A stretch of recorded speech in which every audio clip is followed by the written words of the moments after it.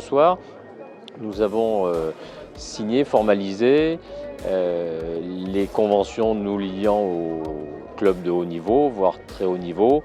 Et on peut le voir qu'à travers ces structures qui sont portées pour l'essentiel par des bénévoles, avec un soutien conséquent des collectivités, dont bien évidemment le conseil départemental, eh bien, on arrive à des résultats qui sont spectaculaires. J'ai remporté 6 médailles, 3 médailles d'or sur les relais avec mes amis de l'équipe de France de natation, 3 en individuel et je suis aussi deuxième mondial en brasse et 2 médailles d'argent en 50 mètres et le 200 mètres brasse et une médaille de bronze en 4 nages.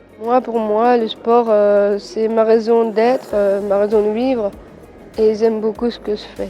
C'était des compétitions, un championnat du monde par groupe d'âge en Russie.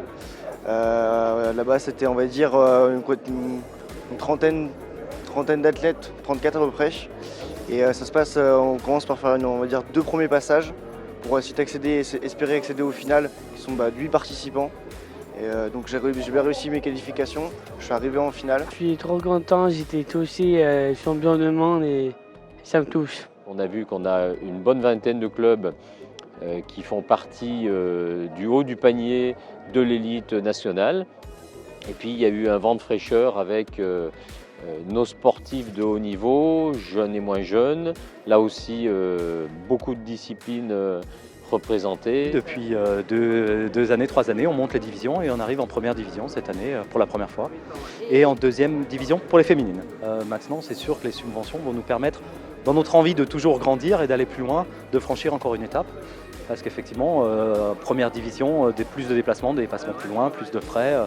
Et puis après, pareil, peut-être à voir comment récompenser les athlètes, etc., etc. On a pu investir dans des choses différentes, diverses et variées, qui ont fait que je vais dire plus me professionnaliser et avec des matériels adaptés et on va dire des techniques adaptées et tout ça.